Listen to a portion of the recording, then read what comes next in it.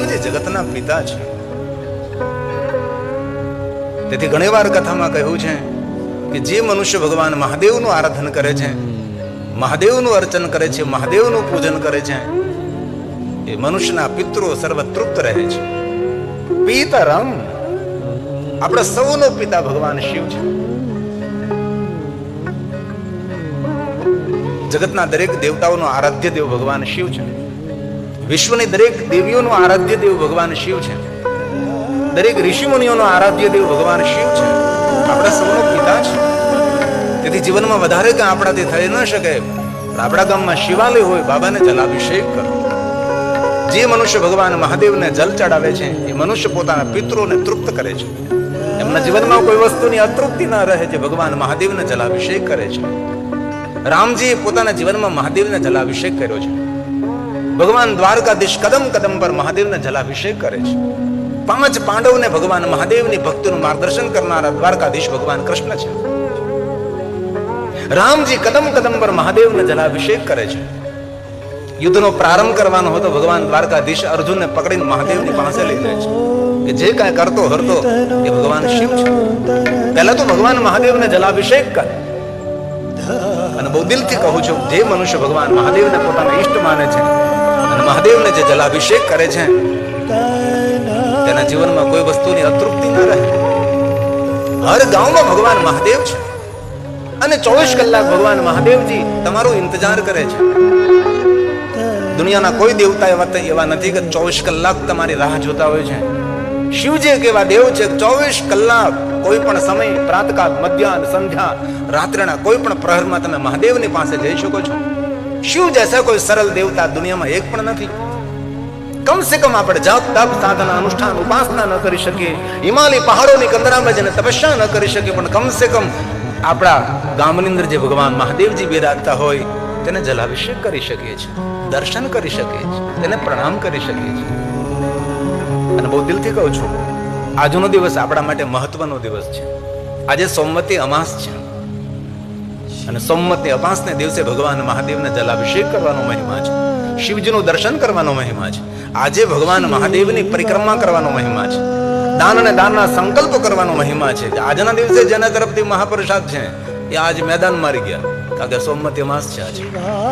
આજે ભોજન કરાવવાનો મહિમા છે.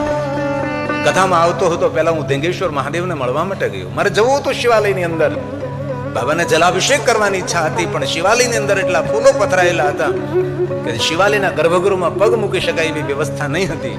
પૂજારીશ્રીએ કહ્યું કે તમને વ્યવસ્થા કરી દો. મેં કીધું નહીં, ભગવાનનો જે શણગાર છે એ શણગારમાં આપણે વિક્ષેપ ન કરાય, જે છે તે. અને મેં જાણ્યું છે, વાંચ્યું છે, ભણ્યો છું હું કે જે ભગવાન મહાદેવને જલાભિષેક કરવાનું પુણ્ય મળે ને, એટલું જ પણ ભગવાન મહાદેવના દર્શન કરવા માત્રથી પ્રાપ્ત થાય છે. મનથી મહાદેવને જલાભિષેક કરી. આપણા સૌનો પિતા છે, સ્વયંભૂ છે, વિભૂ છે, પ્રભુ છે, એ શિવ છે. આજનો દિવસ તો ભૂલવો નહીં જોઈએ. લાખોની, કરોડોની, જીવનના દરેક મહત્વના કામોને છોડીને ભગવાન મહાદેવના આજના દિવસે દર્શન કરવા જોઈએ. આશા રાખું છું કે તમે જવું શિવ કથામાં બિરાજમાન છો, સૌ તમે ધીંગેશ્વર મહાદેવને મળીને આવ્યા છો.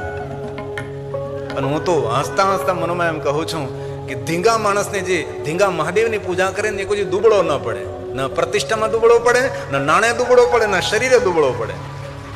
ધીંગેશ્વર મહાદેવ કેટલું સુંદર નામ છે. બાબાને જલાભિષેક કરે. સહાર્જુનમ, અર્જુન સાથે દ્વારકાધીશ ભગવાન મહાદેવને જલ ચડાવે છે. શિવજીને સોના, ચાંદી, હીરા, મોતી ક્યાં જોઈએ છે? બાબાને જલાભિષેક કરવા જગ પ્રસિદ્ધ છે. અને જલાભિષેકના સ્તોત્ર મંત્ર કોઈ પણ કંઠસ્થ ન હોય, ઓમ નમઃ શિવાય બોલીને, મહાદેવ મહાદેવ બોલીને, શિવ શિવ, અરે મૌન બોલીને મહાદેવને જલ ચડાવી શકો છો. મનને એકાગ્ર કરવા માટે, મનને મહાદેવને જોડવા માટે જલાભિષેક શ્રેષ્ઠ ઉપાય છે.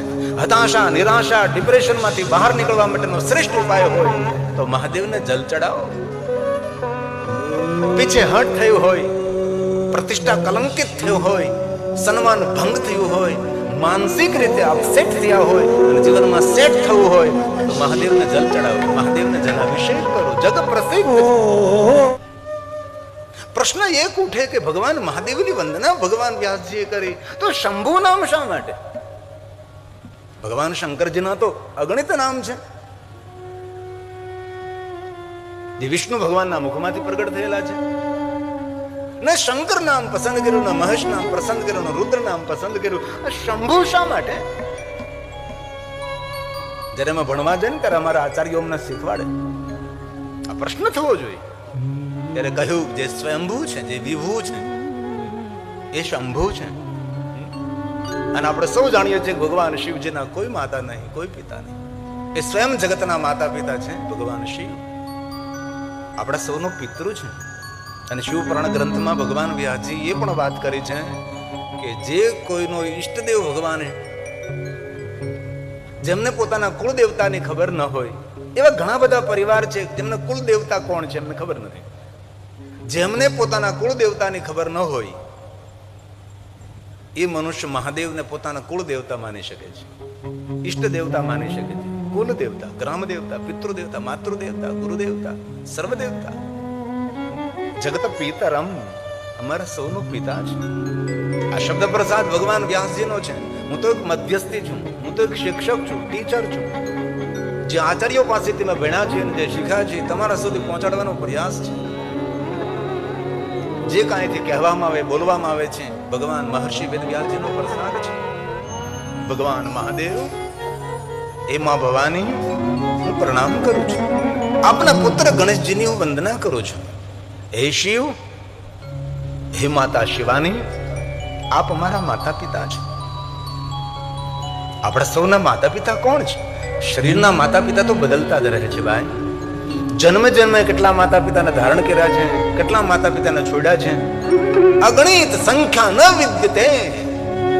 પરંતુ મૂળ માતા પિતા, માતા ચ પાર્વતી દેવી, પિતા દેવો મહેશ્વર, મૂળ માતા પિતા છે. સંતાન કોણ? તો કે માતા ભવાની ના. પિતા કોણ? તો કે મહાદેવ છે. જેટલા શિવ ભક્તો છે એ અમારો પરિવાર છે, અમારો કુટુંબ છે. આપણે સૌનો સ્વદેશ એક ભુવન નહીં, ત્રિભુવન આત્મા વિચરણ કરે છે. આજે મૃત્યુ લોકમાં છે, બીજા અન્ય કોઈ લોકમાં હોઈ શકે. એક બ્રહ્માંડ નહીં, 14 બ્રહ્માંડ. એક બ્રહ્માંડમાં કરોડો પૃથ્વીઓ છે, કરોડો સૂર્ય છે એક બ્રહ્માંડમાં. એવા 14 બ્રહ્માંડના સંશોધન આપણા ઋષિ મુનિઓ કર્યું છે. અંતે એમ કહ્યું કે 14 બ્રહ્માંડનું સંશોધન અમે કરી શક્યા છીએ. પાછળ કહી દીધું અનંત કોટી બ્રહ્માંડ. ત્યારે કે આપણા શાસ્ત્રોમાં આપણે ભણીએ તો ખબર પડે કે પૃથ્વીની કોઈ ગણના જ નથી આ બ્રહ્માંડમાં. પૃથ્વીને રજ સમાન કહે છે. રજ મતલબ બપોરના 12 વાગ્યા હોય, દેશી નળિયાનું ઘર હોય ને એક સુંદર સૂર્યનું કિરણ પડતું હોય ઘરની અંદર, ને એમાં ઝીણી ઝીણી રજ ઉડતી હોય છે. બાળકો ઘણી વાર એ પકડવાની કોશિશ કરતા હોય છે.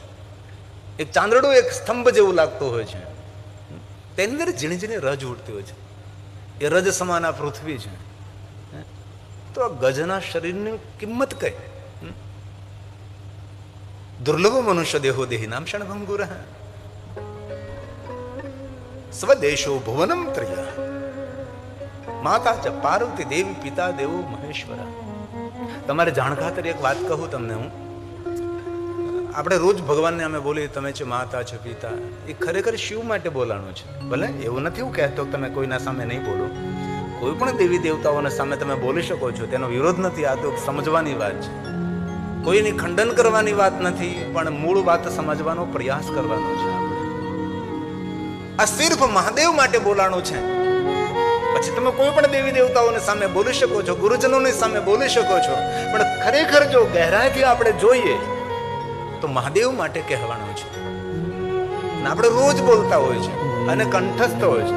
અને એટલું જ એને કંઠસ્થ ન હોય ને, એને સમજી જવું છે કે આપણું જીવન કેટલું રૂપાળું છે.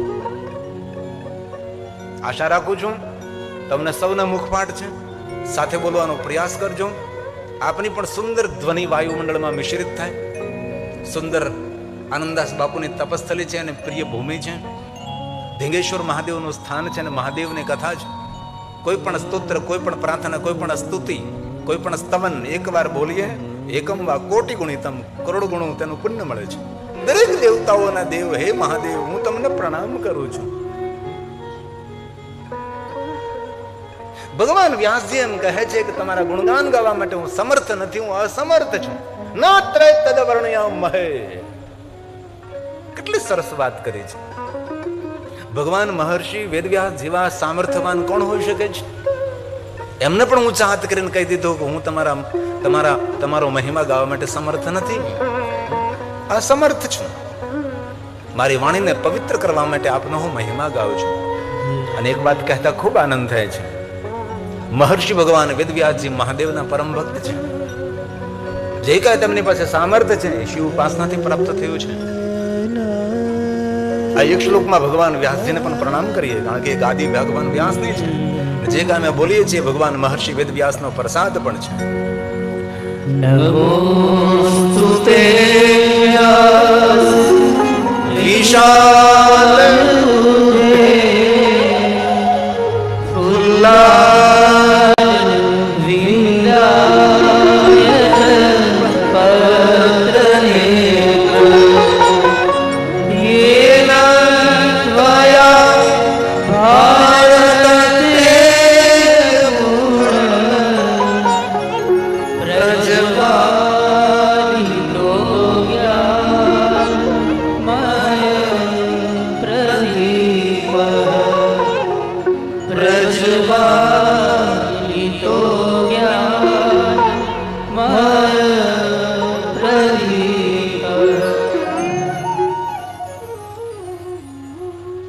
ભગવાન મહર્ષિ વેદવ્યાસજી બહુ જ બધી યાત્રાઓ કરી.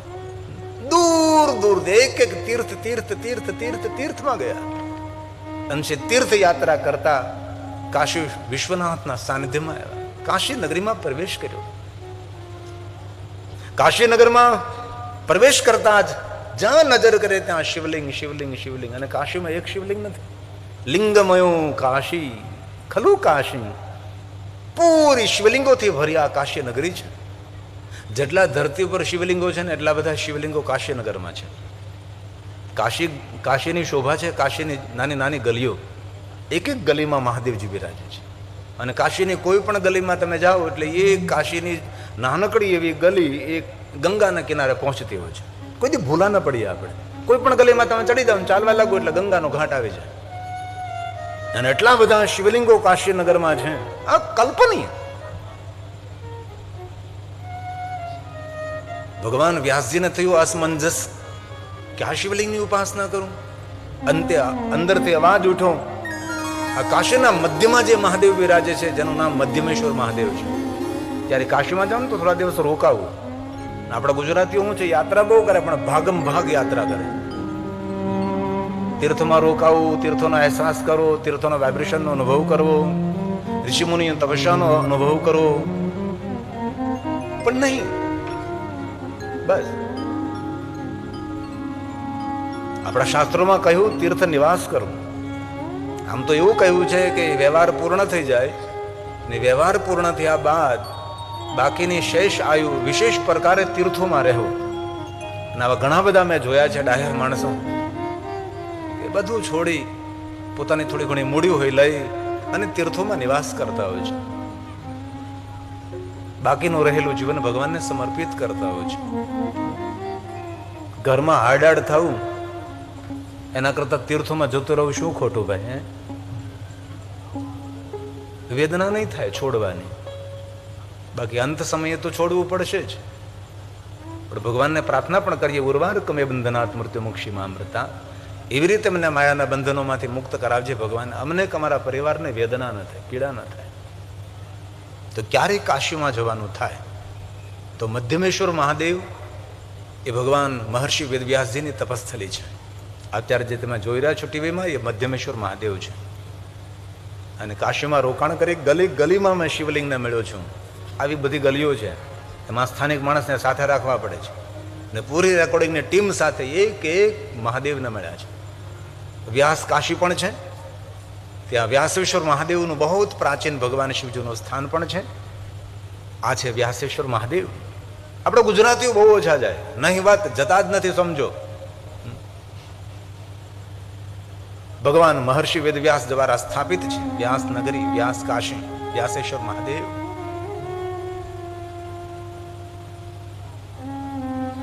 જેટલો સમય મળ્યો તેટલો ભગવાનના ચરણોમાં વિતાવવો જોઈએ.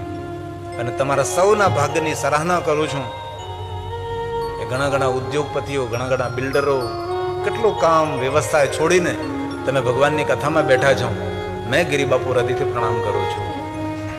તમારા સૌની ઉપસ્થિતિને હૃદયથી હું આદર કરું છું. કારણ કે શિવ મહાપુરાણમાં કહ્યું છે કે વક્તાનો ભગવાન કોણ? કથા સાંભળે છે એ શ્રોતા. અમારા ભગવાન કોણ? કથા સાંભળનાર શ્રોતા અમારા ભગવાન છે. અને શિવપુરાણમાં કહ્યું છે રુદ્રા એવ ન સંશય, इसमें કોઈ સંશય નહીં. મહાપુરુષોનું મંતવ્ય છે કે જે કોઈ કથા સાંભળે છે સાક્ષાત રુદ્ર તુલ્ય છે. એટલે અમારા માટે તમે સાક્ષાત શંકર ભગવાન છો. હું તો તમારો પૂજારી છું.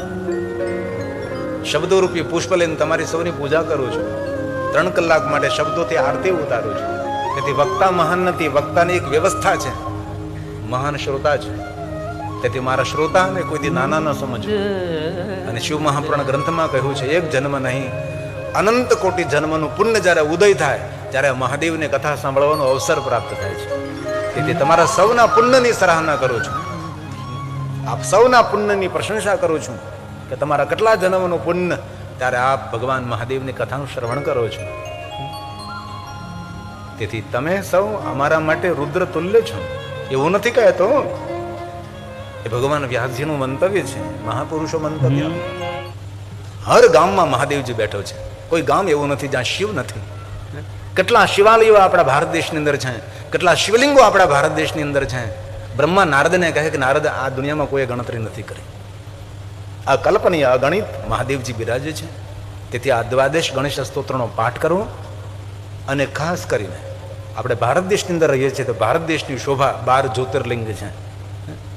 ભલે 12 જ્યોતિર્લિંગની યાત્રા જો કરી શકાય હોય તે તો વંદનીય, તો પ્રણમ્ય છે, પ્રશંસા કરવાને યોગ્ય છે. પણ 12 જ્યોતિર્લિંગની યાત્રા ન કરી શકે તો કમસે કમ 12 જ્યોતિર્લિંગ સ્તોત્ર કંઠસ્થ હોવો જોઈએ. અને ક્યાં બધું કઠિન છે. અને બહુ આદર આપું છું સ્વાધ્યાય પરિવારને. પૂજ્ય દાદા પાંડુરંગ શાસ્ત્રીએ લોકોને આ બધું બોલતા શીખવાડ્યું છે. જેને જીવન પોતાનું સમર્પિત કર્યું આ દુનિયા માટે. અમે નાનકડા હતા ઉંમરમાં ત્યારે સ્વાધ્યાય કેન્દ્રમાં જતા હતા અને ત્યારે આ બધા સ્તોત્ર શીખવાડવામાં આવતા હતા. ઉઠીએ એટલે મોબાઈલ નહીં જુઓ, પોતાનો હાથ જુઓ. અને શું બોલવું, અત્યારે ઉઠીને મોબાઈલ ને જોઈ છે આપણે. મોબાઈલ નહીં પણ બધું કંઠસ્થ ન થાય, પણ થોડું ઘણું માણસે મુખપાઠ કરવું જેથી કરીને જીવન ઉર્જાવંત રહી શકે છે. 12 જ્યોતિર્લિંગ, એમાં આપણે તો કેટલા ભાગ્યવાન છે જ્યાં પ્રથમ જ્યોતિર્લિંગ છે. ગુજરાતની અંદર, સૌરાષ્ટ્રની અંદર મહાદેવ બિરાજે છે. અમે તો હર વર્ષે એક સોમનાથ મહાદેવના સાનિધ્યમાં કથા કરીએ. વર્ષની એક કથા હોય. આ વર્ષે નથી કરી તો કે થોડુંક ત્યાં કામકાજ ચાલતું હતું, તેથી આવતા વર્ષે બીજા મહિનામાં છે. 15-2 ની આસપાસ કોઈ તારીખ છે. 9 દિવસ સોમનાથ મહાદેવના સાનિધ્યમાં રહેવાય. હમણાં અમારી કચ્છમાં ફરાદીમાં કથા હતી. અનિલભાઈ પેથાણી કથાના આયોજક હતા, કારા ઝવેર્સ દુબઈ. પણ તેને જે દ્રશ્ય ખડું કર્યું હતું, 12 જ્યોતિર્લિંગના શિવલિંગોનું તો ચિત્ર અને મૂર્તિ બરાબર છે, પણ આપણે 12 જ્યોતિર્લિંગોની અંદર જે 12 જ્યોતિર્લિંગોના શિવાલયો છે એનું પણ સુંદર તેને ઝાંખી ઊભી કરી હતી. આ કલ્પનીય હતું. એમને કહ્યું તો મને કથા કહેતા 30 વર્ષ થયા છે, પણ આવી ભવ્યતા અને આવી દિવ્યતા આ કચ્છની ધરા ફરાદીમાં પહેલી વાર જોઈ છે. એટલું મોટું વ્યવસ્થા. આ સોમનાથ મહાદેવ એનું પ્રવેશ દ્વાર, કથામાં આવવા માટેનું એ દ્વાર છે. તમને એમ લાગે છે કે સોમનાથ મહાદેવના શિવાલયમાં આપણે જઈ રહ્યા છીએ. 12 જ્યોતિર્લિંગ. એ કથાની અંદર કેટલો ખર્ચ થયો છે એ મારે અહીંથી ન કહેવાય, કારણ કે ઇન્કમ ટેક્સ ઓફિસરો કથા સાંભળતા હતા, આપણને શું ખબર. આ કલ્પનીય વ્યવસ્થા હતી. ભૂત ભવિષ્ય કોણ કરી શકે આ બધું છે. જન્મથી બ્રાહ્મણ છે. મેં એમને પૂછેલું ધીમેકથી કે તમારો જન્મ ક્યાં થયો? તો કે આ કચ્છના ફરાદીમાં. મેં કીધું આ કારા જ્વેલર્સ, આ દુબઈ, આ બધું કેવી રીતે આ બધું થયું? આ ત્યાંના બધા ચિત્રો છે, ટેલિવિઝનમાં જુઓ તમે. અને જે સિસ્ટમ હતી કથાની, કથા મેનેજમેન્ટ, જૈસે ટેમ્પલ મેનેજમેન્ટ, મેં તમને પૂછ્યું કે તમારો નાનકડી ફરાદીમાં જન્મ થયો, આ મોટો સામ્રાજ્ય કેવી રીતે થયું? બહુ સરસ વાત કરી, સાંભળવા જેવું છે. જોકે મેં કથામાં કહી છે, મારા કથા પ્રેમી હશે તેને ખબર પણ હશે. એમને નાનકડી વાત કરી કે બાપુ, આ ગામની અંદર અમે જ્યારે જન્માન જ્યારે નાનકડા હતા ત્યારે અમે આ શિવાલય, મહાદેવનું શિવાલય તે ગામની અંદર, શિવજીનું નામ તો વિસરાઈ ગયું કોઈને જો યાદ હોય તો, ફરાદીનું શિવાલય કોને યાદ નહીં? હે, ભીડભંજન મહાદેવ ના, ભીડભંજન મહાદેવ, ભીડભંજન જ તે, ભીડને ભાંગનારો ભીડભંજન, કષ્ટભંજન, ભીડભંજન, દુઃખભંજન, ભીડભંજન મહાદેવ.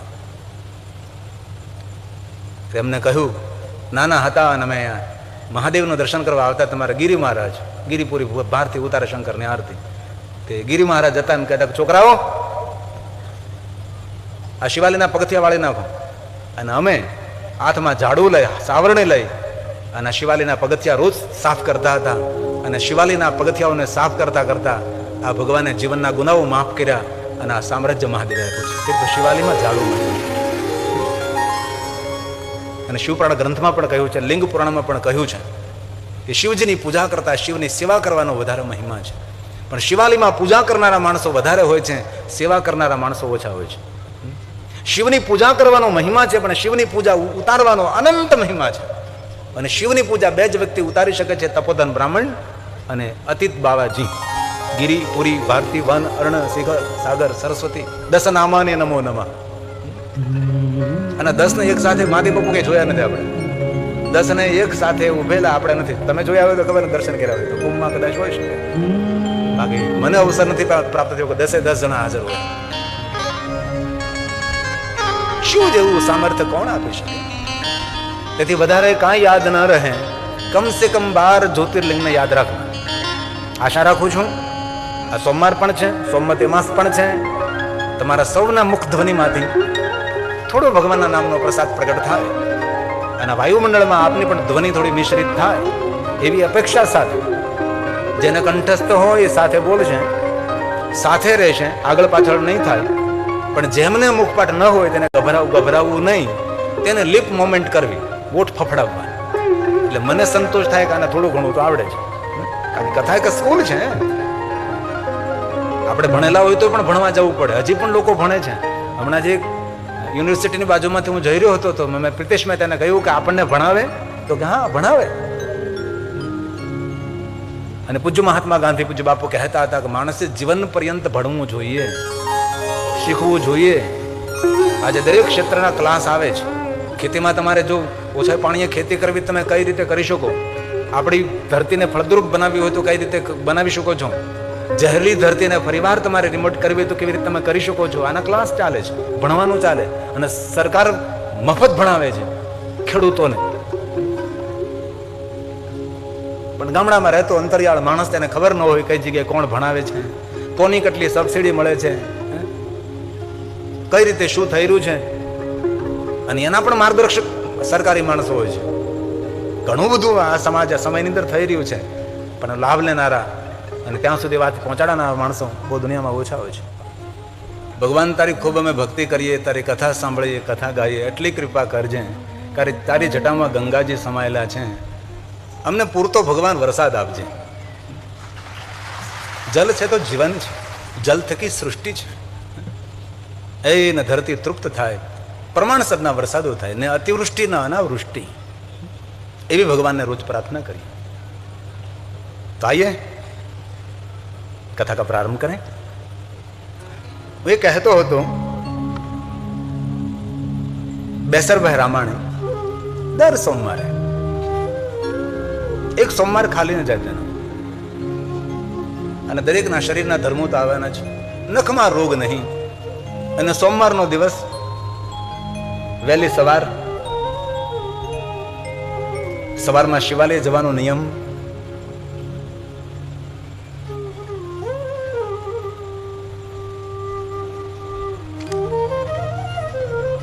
નકળંગ ધામ તોરણિયાથી પધારેલા રાજેન્દ્રસિંહ બાપુ, હૃદયથી સ્વાગત છે આપનું. ખૂબ હૃદયથી પ્રણામ. ખૂબ તાળીઓ વડે આપણે પ્રણામ કરીએ. ખૂબ આપનું સ્વાગત છે હૃદયથી.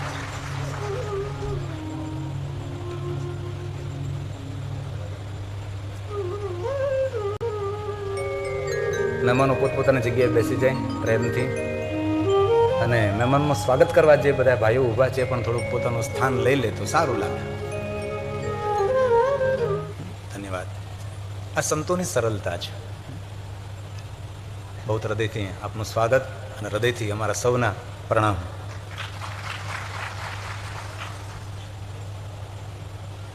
भगवान महर्षि वेद व्यास रचित शिव महापड़ अंतर्गत बहुत कुछ कहा है. सब कुछ नहीं कहा, कभी नहीं हो सकता. મહાદેવના બારે બધું જ શિવ મહાપણમાં કહ્યું છે. સંભવે નહીં સર્વથા. શિવ મહાપણમાં ઘણી બધી કથાઓ મહાદેવને નથી. સ્કંદ પુરાણમાં છે, લિંગ પુરાણમાં છે, તામિલી ગ્રંથ શિવ રહસ્યમ, એમાં તો અનંત કથાઓ મહાદેવની છે. અને શિવ મહાપણ ગ્રંથ કોઈ સરળ ગ્રંથ પણ નથી. વિધિ વિધાન પૂજા અર્ચનથી ભરેલો ગ્રંથ છે. આમાં લૌકિક કથાઓ બહુ ઓછી છે. લૌકિક મતલબ આપણે સાંસારિક કથાઓ નહીં, વાત બહુ ઓછી.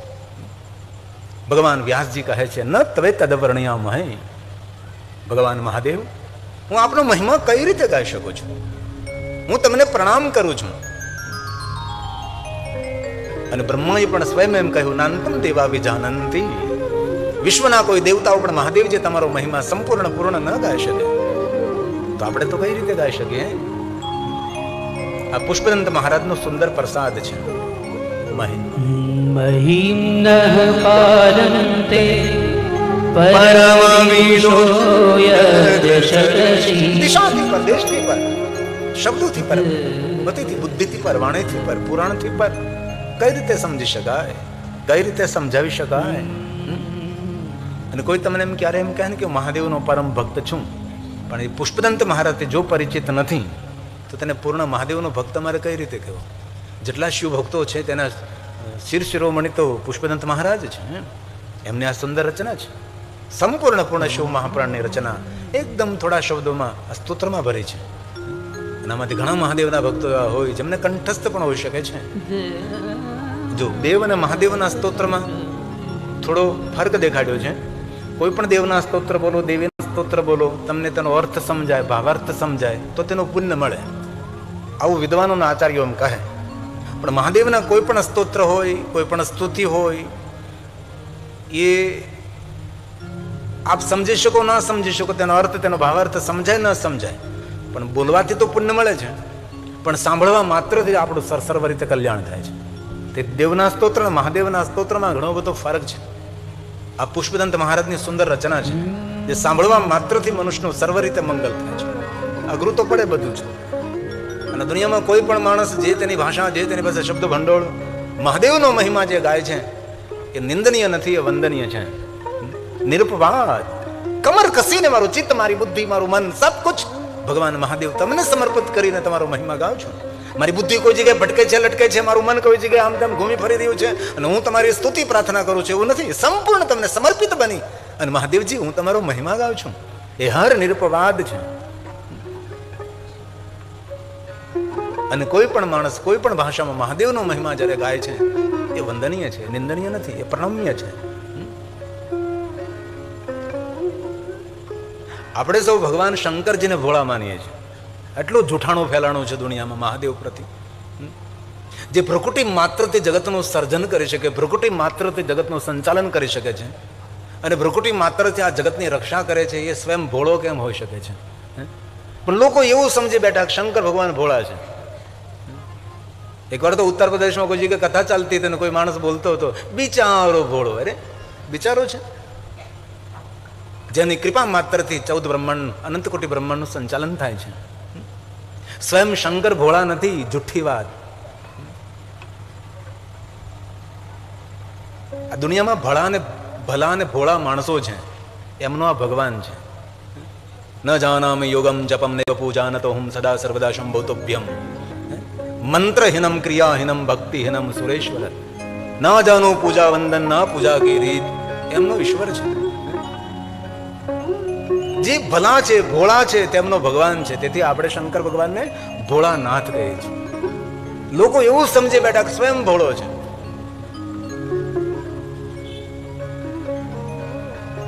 મહાદેવ સ્વયં ભોળા નથી. જે વિશ્વનું સંચાલન કરતા, વિશ્વનું સર્જન કરતા દેવ છે. પણ આ દુનિયામાં જેને ગતાગમ નથી, જેને કોઈ પૂજા, વંદન, આરતી, મંત્ર, સ્તોત્ર કંઠસ્થ નથી. અને મેં મને અનેક વાર કહ્યું છે કે શિવાલયમાં જઈને તમારી પાસે કોઈ મંત્ર, સ્તોત્ર, સ્તુતિ, સ્તવન ન હોય, કોઈ સ્તોત્ર મુખપાઠ ન હોય, કોઈ મંત્ર મુખપાઠ ન હોય, અરે પંચાક્ષર મંત્ર પણ તમારી પાસે ન હોય, મહાદેવ મહાદેવ બોલવાની શક્તિ ન હોય, શિવ શિવ બોલવાની શક્તિ ન હોય, મૌનથી શિવાલયને જાઓ ને તો પણ ભવ પાર તરી જાઓ. એ અમારું શિવાલય છે. શંકર જેવા કોણ સરળ દેહ હોઈ શકે છે જેમનો મહિમા અતીત છે? અતીત મતલબ ભૂતકાળ નહીં, જૂઠી વાત. અતીત શબ્દોનો અર્થ થાય છે ભૂતકાળનો પણ ભૂતકાળ, ભૂતકાળનો અગ્રભાગ, જ્યાંથી જગતના પ્રારંભ થયો તેને અતીત કહેવાય છે. નહીં, ઘણા માણસો કહેતા કોઈને અતીતને યાદ ન કરીએ. અરે મનુષ્યનો કોઈ અતીત હોતું જ નથી, મનુષ્યનો ખાલી ભૂતકાળ હોય છે. અતીત મતલબ સૃષ્ટિના પ્રારંભથી પ્રારંભ. મહાદેવ, આપનો મહિમા કોણ પામી શકે છે? કોણ સમજી શકે? કોણ સમજાવી શકે? આ શબ્દ પુષ્પદંત મહારાજે આપ્યો છે. આ પુષ્પદંતનો સુંદર પ્રસાદ છે. આમાંથી ઘણા માણસોને સ્તોત્ર કંઠસ્થ પણ હોઈ શકે છે. સંપૂર્ણ પૂર્ણ શિવ મહાપૂર્ણ ગ્રંથ તેમાં ભરાઈ પડેલો છે. મહાદેવ, આપનો મહિમા મધ જેવો મધુર છે. નહીં નહીં, આપનો મહિમા તો અમૃત સમાન છે. નહીં નહીં, આપનો મહિમા તો સર્વથી પર છે. નિર્મિતવત. દુનિયામાં એક પણ વસ્તુ પરમાત્મા તમે સર્જન ન કરી કે જેની બરાબરી કરી શકાય, જેની ઉપમા આપી શકાય. નિર્મિતવત. એક પણ વસ્તુ જે જગતમાં તમે નિર્માણ કર્યો હોત તો તે વસ્તુથી ઉપમા આપી શકાય ભગવાન આપની મહિમા, પણ નહીં. સર્વ ઉપમાથી પાર છે. બૃહસ્પતિ દેવ ભાઈ, તમારો મહિમા ગાયન તમને વિસ્મિત ન કરી શકા, આહલાદિત આનંદિત ન કરી શકા. બ્રહ્માદિક દેવતા પણ, સુરગુરુ બૃહસ્પતિ દેવ પણ આપનો મહિમા ગાય અને તમને વિસ્મિત ન કરી શકા. મહાદેવ, હું પણ એટલા માટે તમારો મહિમા નથી ગાતો તમને આનંદ થાય. આપ તો સ્વયં ચિદાનંદ રૂપમ. ભગવાન તમને કોણ વિસ્મિત કરી શકે? આહલાદિત આનંદિત પુલકિત કોણ કરી શકે? આપ તો સ્વયં ખીલેલા છો પરમાત્મા. આપનો મહિમા તેટલા માટે હું ગાઉં છું કે મને પુણ્ય મળે.